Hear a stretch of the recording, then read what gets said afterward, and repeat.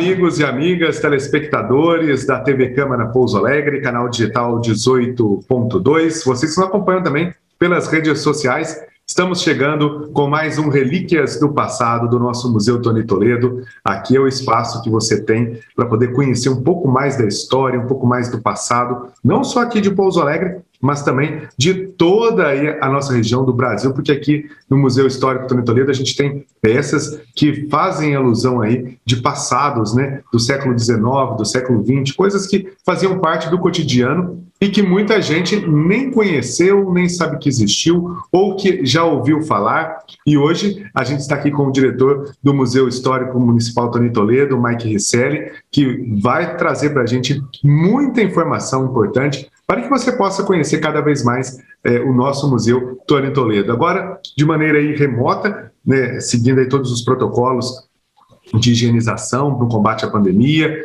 O museu também está de portas abertas, você pode agendar a sua visita para vir conhecer os trabalhos do museu. E o Mike está aqui hoje para falar com a gente um pouco desses objetos, né, Mike? Primeiramente, um prazer novamente ter a sua companhia aqui, né? Semana passada a gente abordou um pouco da história da catedral com o Fernando do Vale, historiador, e hoje você está de volta aqui para a gente falar do museu e dessas peças que fizeram parte do dia a dia, né? É um prazer recebê-lo aqui novamente no programa.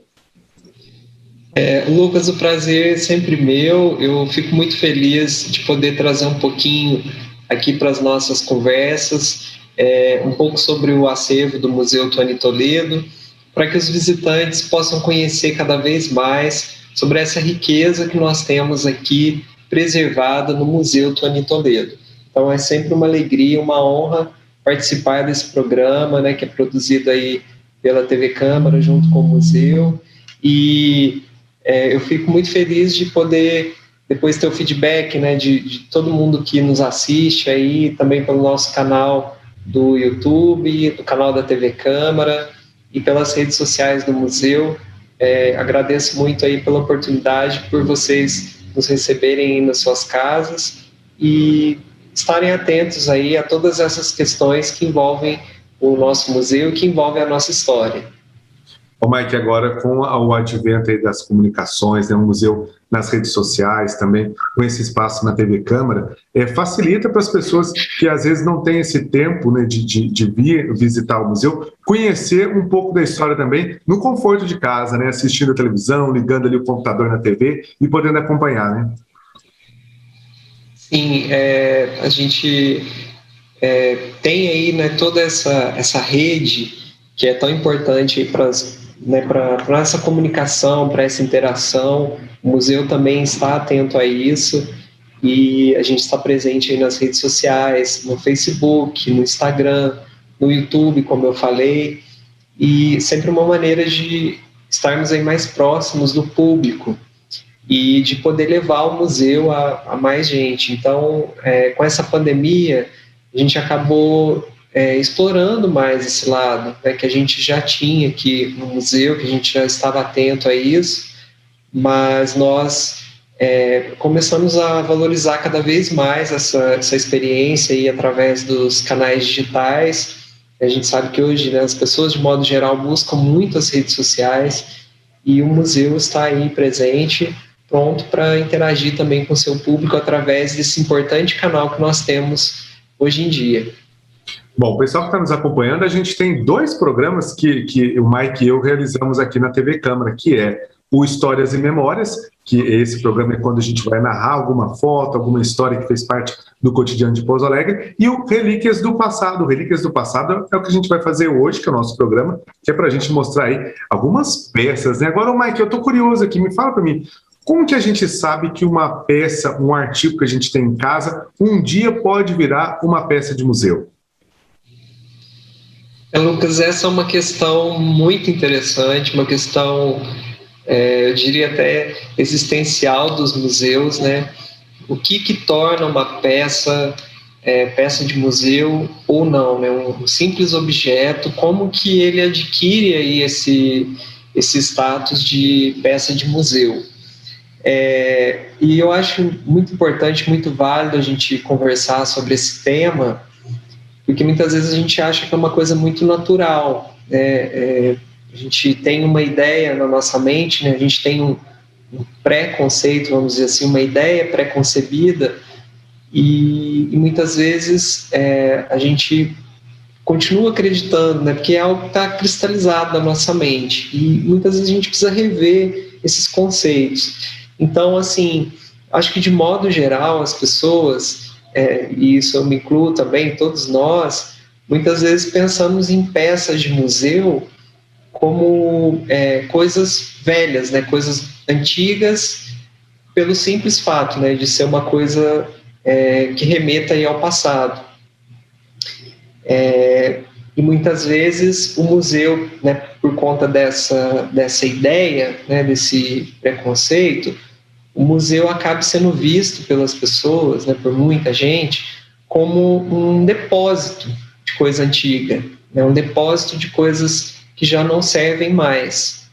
Então, só para dar um exemplo, né, a gente, às vezes acontece de vir algum visitante trazer alguma peça para o museu né, um objeto e dizer assim, eu achei isso aqui lá na minha casa, eu não quero jogar fora, eu trouxe para o museu. Então, às vezes a gente sente até um pouco mal, porque a gente pensa, nossa, mas então o que está trazendo para o museu seria algo que iria para o lixo, né? E muitas vezes a gente sabe, né, que as pessoas têm essa consciência de pensar que é algo que pode servir, né, para o museu, algo que pode contar alguma história, mas muita gente acha, né, que simplesmente o fato de uma peça ser velha, ser antiga, ela já é considerada peça de museu. Bastou trazer ela para o museu e ela já ganha esse status, né?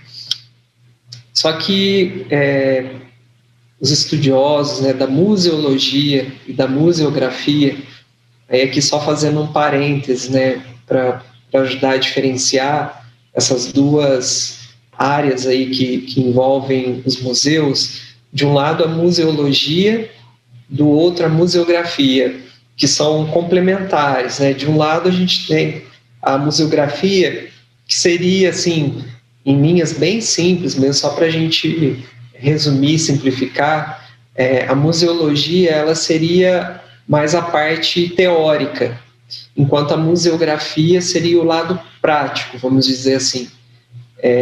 Porque às vezes as pessoas entram no museu e elas olham, né, aquela sala de exposição e elas pensam que o museu é simplesmente isso, expor objetos.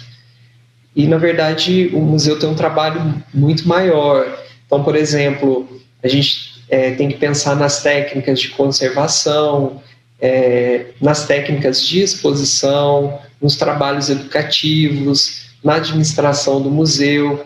E a conservação também, né, Mike? Porque você tem aí exemplos de peças que já têm mais de 150 anos, né? Sim, essas peças antigas, a gente tem esse trabalho de pesquisa, no qual, por exemplo, esses vídeos, né, esses programas que a gente faz, os convidados que vêm também, nos ajudam sempre nessa parte, da parte da interação do público. Então, tudo isso é mais relacionado à parte prática dos museus, então seria relacionado à museografia, enquanto a museologia seria o lado mais teórico, mais o lado reflexivo. E a gente sabe que na vida, né, nós temos essas duas dimensões aí que caminham juntas, né, a teoria e a prática. Então, o museu tem aí as ciências, né, tem esses estudos que são feitos a respeito dos museus, e sempre nos levam a refletir sobre esses espaços. Então, para esses campos, né, do saber museológico, né, esses estudos que são feitos sobre o museu, existe uma grande diferença, né, entre um simples objeto e uma peça que alcançou aí esse status de museu. E isso não é uma coisa automática, né, não é um processo assim simples e fácil, né? Não basta a peça ser antiga, ou até mesmo não basta a peça estar no museu para ela ser chamada de peça de museu. Ela segue aí um percurso, ela faz um percurso que a gente chama de musealização, né? Seria deixar de ser um objeto ali do mundo real, do cotidiano, da vida das pessoas e se tornar uma peça ali de museu.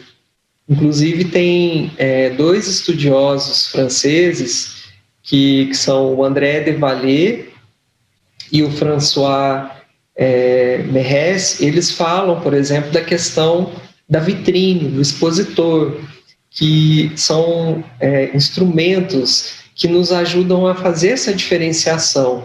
Quando a gente olha ali uma vitrine, olha para um expositor, e ali tem as peças, isso já mostra para a gente que há uma distância, né, entre aqueles objetos que fazem parte da nossa vida real, do nosso dia a dia, do nosso cotidiano, e aqueles que estão ali preservados nos museus. Mas, só resumindo, né, porque há muitas teorias, né, muitos trabalhos a respeito desse tema, mas a peça de museu, para ela ter esse, vamos dizer assim, esse estatuto, para ela ter esse nome, essa nomenclatura, ela precisa ser mais do que algo do passado ou algo que está dentro do museu. Ela precisa ter um significado, ou muitos significados, ela precisa contar histórias, né? E isso os estudiosos aí da museologia chamam de potencial de testemunho, né? Porque os objetos que estão aqui no museu, as peças do museu, elas servem como se fossem documentos, né? Elas são resquícios que vieram lá do passado e que podem nos ajudar a compreender como as pessoas viviam, ou como eram as manifestações culturais, os modos de vida dessas pessoas. Então, essas peças, elas precisam ter esse potencial de testemunho. Então, por isso que, muitas vezes, a gente acaba não recebendo peças que o visitante intencionalmente tem essa vontade aí de doar para o museu. Porque primeiro a nossa equipe faz uma análise para saber se essa peça realmente é relevante, né, para o museu, é relevante para contar aí a história da nossa cidade, da nossa região. Então é feito todo esse trabalho aí dessa análise, que não é fácil, né? Então, só para a gente tentar cada vez mais tirar essa ideia da mente, que peça de museu não é necessariamente uma peça antiga, uma peça velha, né? A gente precisa questionar essa peça, ver se ela tem esse potencial de testemunho, se ela tem essa variedade de significados que vai atingir o maior público possível aí que visitar o museu. Atento aí a essas questões. Ô Mike, agora conta para mim, como que começou a surgir o Museu Tony Toledo? Quais foram aí as primeiras peças, né, que chegaram no museu para poder ter essa formação? A gente, claro, não pode esquecer do senhor Alexandre de Araújo, que foi o grande idealizador, que a gente pode falar que é graças a ele que a gente tem parte da nossa história ainda preservada, né? E a gente tem a riqueza, eu falo que a gente tem a sorte e a riqueza de ter pessoas como o senhor Alexandre, como você, Mike, que tem as duas Giseles também, que tem esse carinho de preservar a história. E eu até me incluo junto disso, porque eu sou um apaixonado pela história. Então, isso que a gente está fazendo hoje aqui, a gente está deixando para a prosperidade também, muitas vezes aquela famosa história oral, né, que as pessoas vão ter acesso a isso no futuro, até para uma própria pesquisa, né? Sim, com certeza, tudo que você falou é pertinente aqui, né, para nossa questão. O Alexandre, que idealizou todo esse trabalho do museu de preservação desses objetos, fotos, documentos, que se tornaram aí fontes históricas para a compreensão da nossa história, para a compreensão das muitas memórias aí que envolvem Pouso Alegre. E foi um trabalho lento, né, ao longo de muitos anos. O museu já tem 37 anos de criação, foi fundado em 1984, dentro da Câmara Municipal. Então, a Câmara Municipal também aí tem esse trabalho, essa preocupação de preservar a história da nossa cidade. Então, o Alexandre ele foi coletando esses objetos junto à população.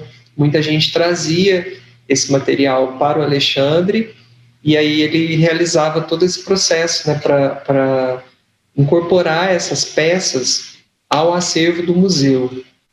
Hoje nós temos aí um acervo com mais de 6.500 itens, que abriga aí toda essa variedade que a gente pode ver aqui no Museu Tuani Toledo. Então, foi um trabalho ao longo de muitos anos, um trabalho que continua até hoje.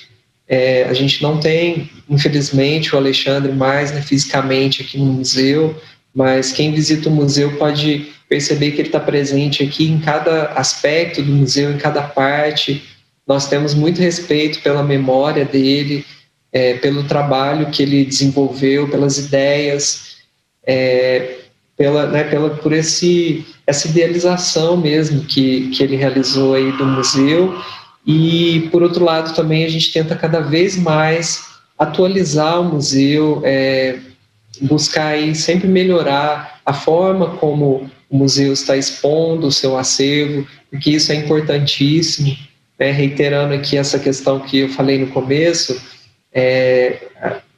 a exposição é um dos aspectos do museu e é um aspecto importantíssimo, essencial, que a gente precisa estar sempre atento. Então, por isso que muitas vezes a gente não recebe muitas peças mais, porque são peças que nós já temos aqui, peças que já fazem parte do museu, que já foram aí sendo adquiridas ao longo desses anos de história do museu.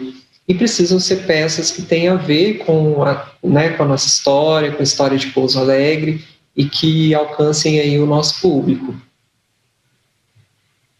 Ô Mike, nós vamos agora fazer um rápido intervalo, daqui a pouquinho a gente continua falando aí do nosso programa de Relíquias do Passado, sobre as peças de museu, que é o nosso tema hoje aqui no nosso programa. Nosso intervalo é rapidinho, não sai daí, daqui a pouquinho a gente volta com Relíquias do Passado.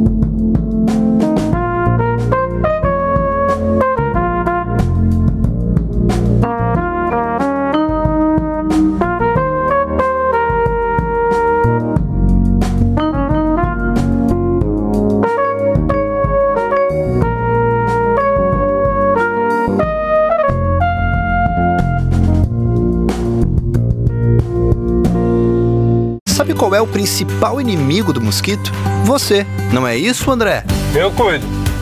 E você, dona Marina? Eu fecho. E vocês aí? A gente limpa! Sua vez, Pedro. Opa, eu protejo. E você, Joel? Eu previno. Ana, agora é com você. Eu oriento. Combater o mosquito é com você, comigo, com todo mundo. Ministério da Saúde, Governo Federal. Você sabe quantos vereadores tem na sua cidade? Fácil! A resposta está na lei orgânica do seu município. Ela define a quantidade de vereadores de cada cidade. Mas a Constituição Federal define alguns limites. Por exemplo, cidades com até 15 mil habitantes devem ter, no mínimo, 9 vereadores. Enquanto cidades com mais de 8 milhões podem ter, no máximo, 55 vereadores. Quer saber quantos tem a sua cidade? Confira a lei orgânica do seu município.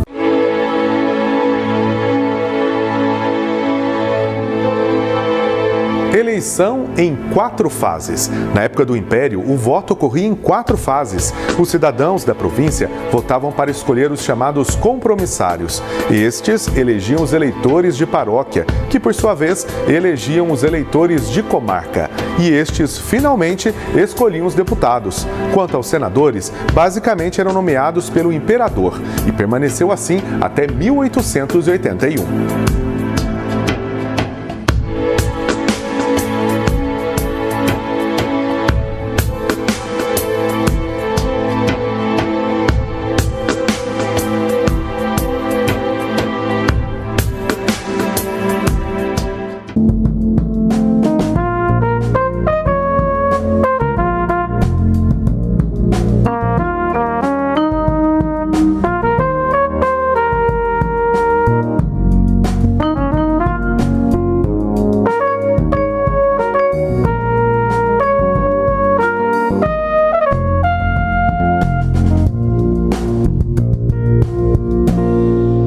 De volta, Relíquias do Passado, hoje aqui com o Mike Risselli, diretor do Museu Tuani Toledo. A gente está aí falando um pouco do tema hoje, são peças de museu, né? Você geralmente vai visitar uma cidade, eu particularmente adoro coisas antigas, cidades históricas, e sempre a gente quer visitar o museu, né, para conhecer um pouco mais daquela comunidade, daquela realidade.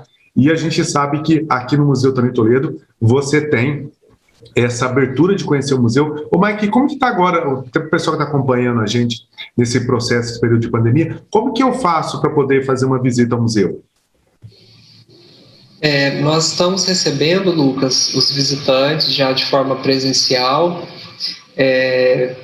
A gente pede que geralmente venham, né, de 2 em 2, se possível agendar a sua visita.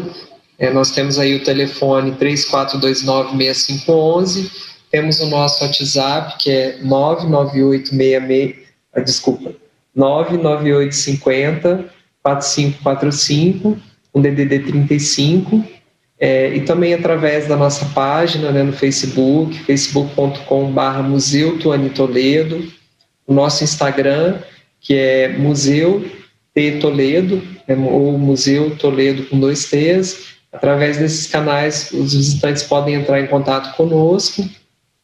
A gente também já começou a receber visitas guiadas com pequenos grupos, então, se alguma escola ou outra instituição tiver interesse aí de trazer, né, os seus alunos, pode entrar em contato conosco para a gente poder agendar, seguindo aí todo o protocolo de segurança.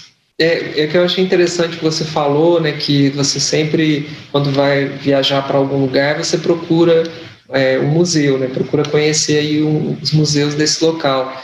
E isso eu acho muito interessante, isso eu acho que tem muito a ver também com essas novas tendências, com esses novos pensamentos aí a respeito do que é um museu, né, para a gente superar um pouco essa ideia do museu como um depósito de coisa antiga. Porque o museu, na verdade, ele busca cada vez mais retratar a comunidade do seu entorno. Então, eles são vistos hoje mais como espaços de identidade. Ou seja, quando você vai visitar, por exemplo, uma cidade e você procura um museu daquele local, você pode conhecer aspectos culturais daquela cidade, você pode conhecer, por exemplo, a história. Então, você está conhecendo mais sobre aquele local. E aqui em Pouso Alegre mesmo, a gente tem um museu, já há 37 anos, como eu disse, e as pessoas, tanto de fora quanto as daqui, cada vez mais que buscam o museu, que fazem suas visitas, têm essa oportunidade de conhecer esses aspectos da nossa cultura, da nossa história, que estão presentes aqui no museu. Então, eu gosto sempre de falar isso, que o museu é um espaço de identidade. A gente procura se ver no museu, a gente procura se encontrar em um museu. Através das peças do seu acervo, a gente busca aí essa identificação. Então, é muito comum, por exemplo, a gente tem ali a nossa cozinha cabocla, né, que é uma cozinha antiga, chegarem visitantes que se lembram, por exemplo, da casa da avó, ou mesmo da própria casa que possuía antigamente, e aquilo traz uma memória afetiva. Então, isso cada vez mais faz sentido para os museus estarem atentos a essas questões. Então, por isso que o acervo ele precisa contemplar o maior número possível, né, de indivíduos ali daquela comunidade. A comunidade precisa se ver retratada no museu. Então, esse é sempre o nosso cuidado aí na seleção das peças, do que vai fazer parte aí do acervo do museu, no caso aí das peças de museu que a gente está falando aí hoje. Ô Mike, e como que a pessoa pode saber que ela tem em casa uma peça que pode servir para ser doada ao museu, e como que é o procedimento? Sim, é sempre importante, Lucas, o visitante, a pessoa interessada em doar uma peça, para que ela procure a nossa equipe primeiro e fale a respeito desse objeto, do que ela tem, do que ela pretende doar. Ela pode mandar uma foto, por exemplo, pelo nosso WhatsApp, lembrando, né, DDD 35 99850-4545, e a gente aí vai dar vai fazer uma análise dessa peça, desse objeto, ver se ele é pertinente ao museu, se ele vai estar inserido em tudo que a gente está comentando aqui hoje, e aí sim né, se essa peça tiver o interesse para o museu, a gente vai receber. Como eu disse, né, muitas peças já foram doadas, a gente tem uma lista grande de objetos que a gente já não recebe mais, mas mesmo assim a gente analisa com carinho aí cada proposta, cada intenção que aparece aí de doação de peças para o museu. Mas é sempre importante, antes de trazer, ligar para a gente, entrar em contato, para a gente poder analisar essa futura doação, né, essa possível doação aí de peça para o museu. Ô Mike, eu queria que você comentasse para as pessoas. A gente tem aqui no museu vários espaços, né? Alguns dedicados em algumas áreas, né? Eu queria que você contasse para a gente, que as pessoas pudessem fazer aí, junto contigo, uma viagem a esses espaços que o museu oferece. Então, Lucas, aqui no museu, por essa grande variedade de itens que nós temos, a gente acabou fazendo uma divisão em espaços temáticos, a gente chama de núcleos temáticos. Isso foi feito ao longo dos anos. E, evidentemente, a maior parte desse acervo em exposição, porque a gente também tem um acervo que não está exposto, né? A gente tem, por exemplo, uma reserva técnica onde a gente guarda os objetos, as peças não expostas. A gente tem também o nosso arquivo, onde ficam fotografias, documentos, né, originais, são preservados ali. Mas na nossa sala de exposição, né, no espaço aí onde essas peças estão sendo expostas, a gente fez essa divisão de vários espaços, tentando contemplar aí os grupos sociais, tentando contemplar aí esses segmentos da sociedade. Então, a parte, por exemplo, do cotidiano, o núcleo do cotidiano é o maior do museu. Então, é onde a gente vai encontrar o maior número de peças que contam as memórias, as histórias dos pouso-alegrenses no passado, como que era o cotidiano dessas pessoas. Então, dentro desse espaço do cotidiano, a gente tem várias outras partes. Então, eu citei, por exemplo, aí a parte da cozinha cabocla, que é uma cozinha onde a gente reúne itens de diversas épocas. E um outro espaço aí onde a gente tem objetos no núcleo cotidiano está relacionado, por exemplo, na questão da costura, porque a gente sabe que no passado as máquinas de costura, por exemplo, né, que nós temos muitas aqui no museu, elas faziam parte do cotidiano das pessoas. Toda casa praticamente possuía uma máquina de costura. Então as mulheres, desde pequenas, elas aprendiam a costurar, ou fazer as roupas da própria família, ou fazer também aí os reparos. Então por isso que a gente tem também muito acervo relacionado a essa questão da costura. Um exemplo aí, as máquinas de costura, né, que vinham numa mesinha, né, que acabavam se tornando também um móvel da casa. A gente tem também uma outra peça, que é a roda de fiar, né, ou roca, que esse instrumento era muito usado para desfiar a linha, né? Aliás, desfiar a lã e o algodão e transformá-lo em linha, para aí então poder ser utilizado na costura. Então essa roca mesmo que nós temos no museu, ela pertenceu a uma senhora, que foi a dona Inácia Venâncio da Costa. Ela era moradora de Congonhal. Na época, Congonhal pertencia a Pouso Alegre, né? Congonhal se emancipou em 1953. Então essa roca, ela conta bastante para nós sobre esse costume, que já não é muito utilizado hoje. E muitas mulheres, muitas donas de casa do passado utilizaram objetos, né, peças como essa. E tem também, relacionada aí aos alfaiates, a gente tem uma tesoura de alfaiate, que foi da alfaiataria Tesouro Elegante. Foi fundada em 1893 pelo José Honório dos Santos. Então era uma alfaiataria, é algo que hoje também a gente não está muito acostumado a ver, mas era onde eram feitas as roupas, né, sob medida, para os habitantes aí de Pouso Alegre. Essa tesoura que a gente está vendo aí, que tem aqui no museu, é de fabricação italiana, e as pessoas se surpreendem, né, quando vem aqui e veem o tamanho da tesoura, né? Parece uma tesoura de podar grama, mas é uma tesoura de costura, né?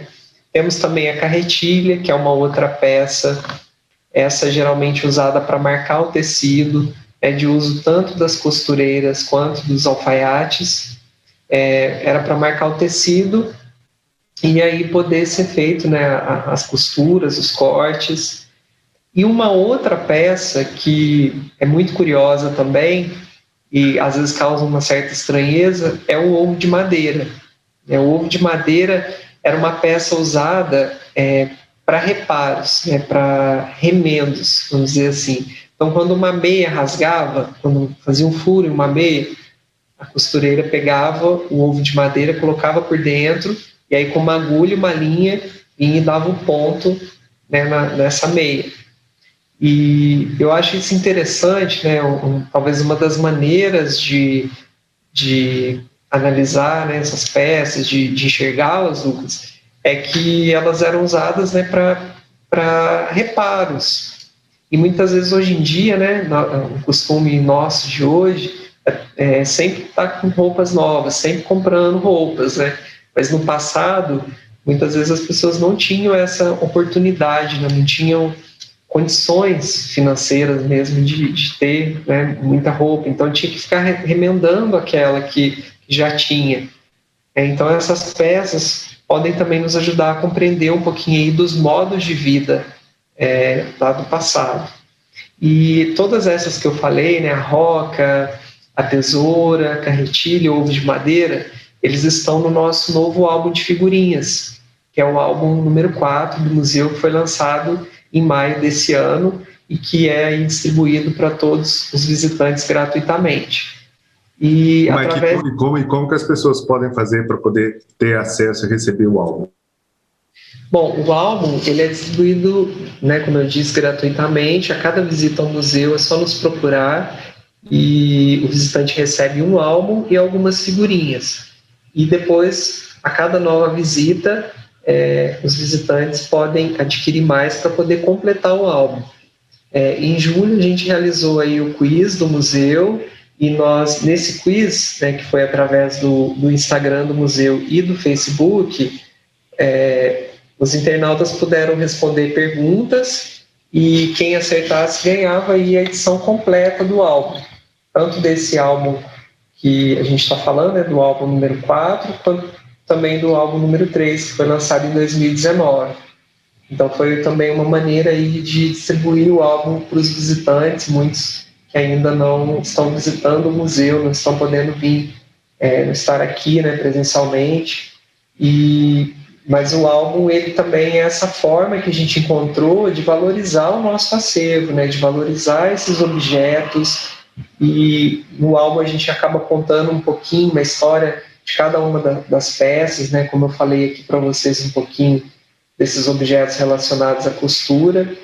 Então a gente procura aí contar as histórias relacionadas a essas peças de museu que ganharam aí esse estatuto, né, ganharam essa importância, sendo doadas pela população local, né, isso é muito importante.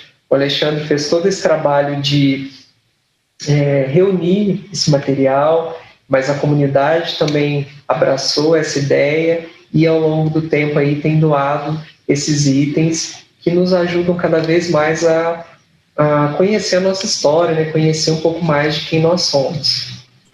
Bom, a gente vai fazer mais uma pausa, daqui a pouquinho a gente continua com o nosso Relíquias do Passado.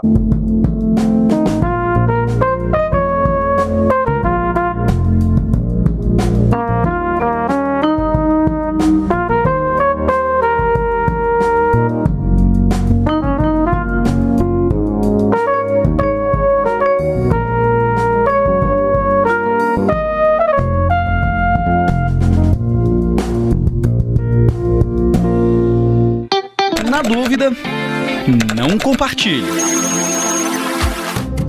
Atualmente, qualquer informação falsa ganha muito mais amplitude. Redes sociais e aplicativos de mensagens instantâneas ajudam a dar uma velocidade muito maior ao compartilhamento de mentiras e boatos. Ainda tem mais um detalhe. Normalmente, quem quer espalhar desinformação costuma saber exatamente o que dizer para ganhar credibilidade. Então, essa pessoa vai apelar para os seus gostos, suas crenças, tudo com o objetivo de fazer você acreditar em acontecimentos ou afirmações falsas. Por isso, exercite sua dúvida. Recebeu uma notícia que parece boa demais para ser verdade? Desconfie e confirme, e antes de compartilhar, não passe a desinformação para frente.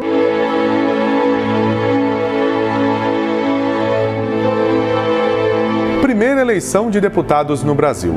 Desde a primeira eleição ocorrida no país em 1532 até 1820, o voto era apenas em âmbito municipal, com eleições para o Conselho Municipal. Somente em 1821 que as pessoas votaram pela primeira vez para eleger os representantes junto à Corte Portuguesa. Foram eleitos cerca de 70 deputados.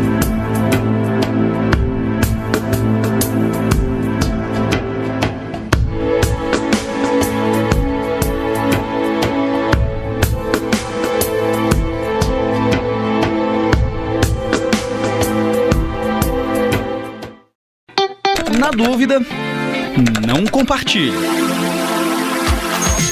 Urgente! O Brasil não tem mais notícias falsas. Por mais interessante que seja o título da notícia, não dá para confiar só nele antes de compartilhar o conteúdo. A gente precisa ler tudo, checar as informações e só aí passar a reportagem ou o post adiante. Isso porque as pessoas que fazem notícias falsas costumam criar manchetes apelativas. A ideia é justamente chamar a nossa atenção e fazer com que os mais apressados repassem a informação sem ler o texto até o final. E elas são muito boas nisso. Então, precisamos ficar atentos. Muito cuidado na hora de repassar conteúdos. Não faça parte da corrente da desinformação. Você é responsável pelo que compartilha.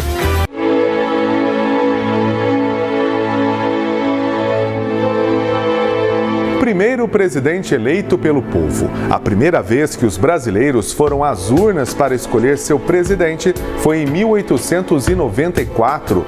Para se ter uma ideia, foram 205 presidenciáveis, sendo que 116 receberam apenas um voto. Na época, não era necessário filiar-se a partidos e nem oficializar candidatura. O eleitor tinha liberdade de escrever qualquer nome na cédula, inclusive o próprio nome ou de um cidadão que não fosse candidato.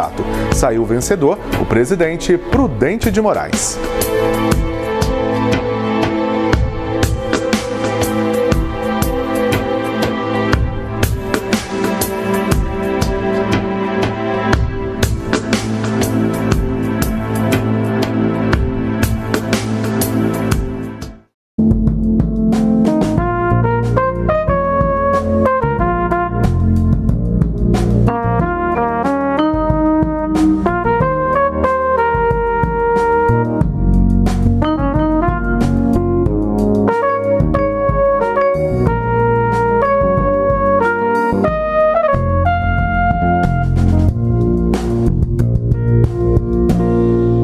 Estamos de volta, Relíquias do Passado, aqui pela TV Câmara Pouso Alegre. Vocês também estão acompanhando pelas nossas redes sociais, as redes sociais do museu também, vendo essa entrevista. E hoje a gente está falando de peças de museu, né? São peças que fazem parte aí do cotidiano. Ô Mike, você separou mais algumas aí para que o nosso público possa ter acesso e conhecer esse vasto espaço. São mais de 6 mil peças existentes no nosso museu?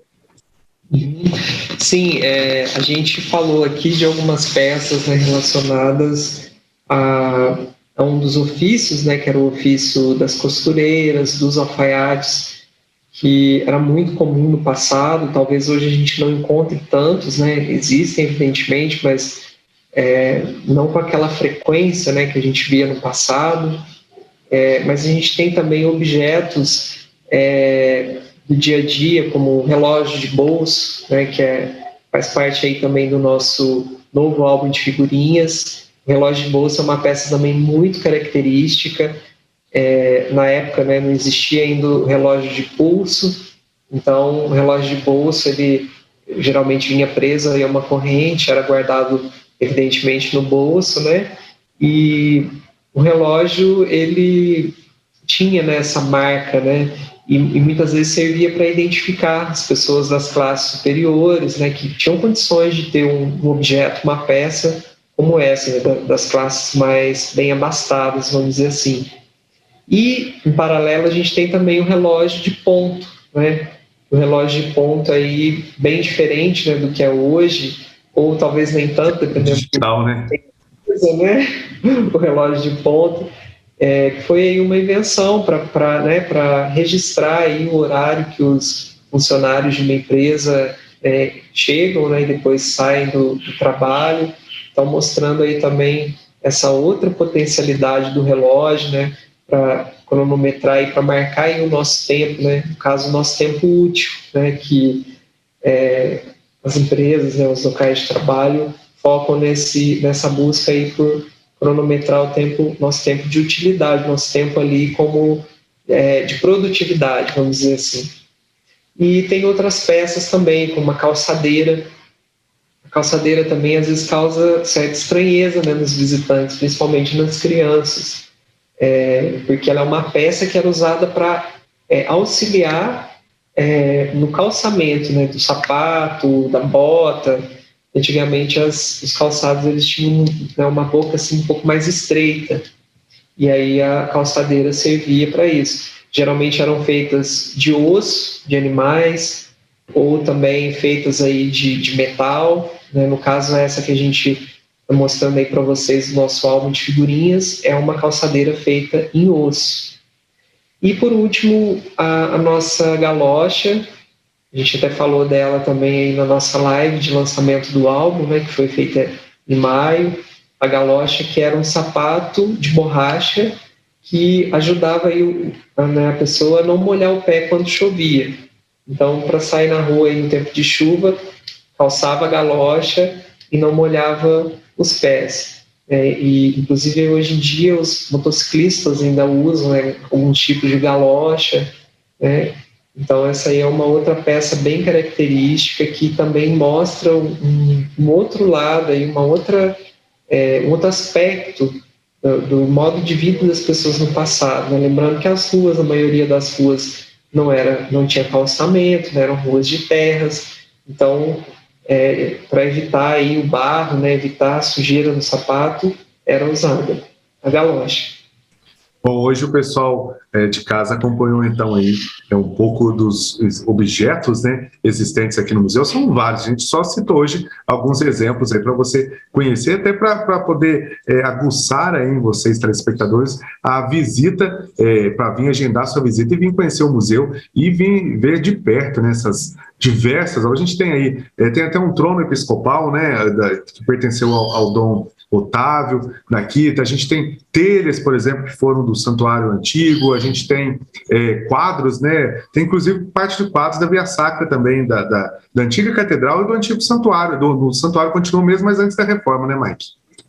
Sim, as telhas vieram direto da França, né, para a cobertura original ali do santuário. E eu achei interessante você falar dessas peças, né? Você elencou aí as peças que provavelmente são as que mais chamam a atenção para você, né, quando você visita o museu, né, Lucas? E eu acho que isso é bacana. Então, quando a gente faz uma visita guiada, por exemplo, eu sempre no final gosto de perguntar, né, para os jovens, para as crianças, o que mais chamou a atenção, o que eles acharam de mais relevante para eles aqui no museu, porque é justamente isso. A gente tem esse aspecto, né, da preservação do patrimônio, da preservação dessas peças. Ele sempre tem que estar relacionado, né, com a vida das pessoas, né? Ele precisa estar relacionado com essa dimensão aí humana mesmo, né? Tem que ter uma ligação, tem que ter essa identidade. Então é muito bacana quando você ouve, né, os visitantes dizendo: eu gostei tanto do museu, eu encontrei essa peça que a gente usava, né, quando era mais jovem, ou achei muito interessante essa peça. Então, no caso, é o que você nos disse aí, falando, por exemplo, do núcleo da diocese, né, que é uma parte que você gosta, que lhe chama atenção. A gente tem aí o trono do Dom Otávio, que ficava na antiga catedral, tem as telhas que eram do santuário. Então, são peças que chegaram até nós, aí chegaram até o museu e nos ajudam aí a compreender a nossa história, a compreender mais da nossa cultura, da nossa identidade. Então, esse é o valor, né, que as peças de museu têm, e não são peças velhas, né? O museu não é um depósito de coisa velha, o museu é um espaço para preservar, valorizar e trazer à tona aí todas essas memórias que essas peças podem levar aí ao visitante. Ô Mike, para a gente encerrar, para que você reforçasse aí o contato para a pessoa agendar a visita, o horário de funcionamento do museu, para que o pessoal possa ver de perto, vivenciar de perto essa história viva existente aqui na Câmara Municipal de Pouso Alegre. Bom, eu queria deixar aí meu convite para todos os visitantes, para todos que estão nos assistindo, para que venham aqui ao museu. Quem ainda não conhece, não perca a oportunidade. É um espaço muito rico, é um espaço que busca cada vez mais valorizar a nossa história, a nossa memória, e é um espaço que está bem localizado aqui no prédio da Câmara Municipal, na Avenida São Francisco, bairro Primavera, uma ampla sede, um espaço bem confortável para visita, e nós estamos funcionando de segunda a quinta, do meio-dia às 18 e sexta das 8 às 14. Por enquanto nós não estamos abrindo aos sábados, né, por questão da pandemia, mas em breve eu acredito que a gente vai voltar aí a abrir aos sábados também. Então, por isso eu peço que vocês fiquem atentos, sigam o museu nas redes sociais, para vocês poderem sempre acompanhar as novidades, e a gente espera que depois que passar, né, essa pandemia, que a gente conseguir aí, né, controlar mais essa questão, o museu também volte a realizar os seus eventos presenciais, e a gente conta muito com a presença e a participação de todos. Mike, quero agradecer mais uma vez sua participação, sua presença aqui, e até o próximo Histórias e Memórias e Relíquias do Passado, que é o caso hoje do nosso programa Relíquias do Passado. Obrigado, Lucas, mais uma vez, um prazer estar aqui. Obrigado, agradeço a você também que nos acompanhou, a sua audiência. Até a próxima edição do Relíquias do Passado.